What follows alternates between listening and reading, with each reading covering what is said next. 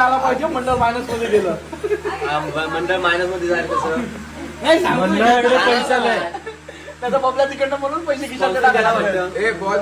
Sponsor थांबलाच नाही. तुम्ही थांबवलं त्याला. नमस्कार मित्रांनो, स्वागत आहे तुमचं आजच्या या कोऱ्या करकरीत गणपती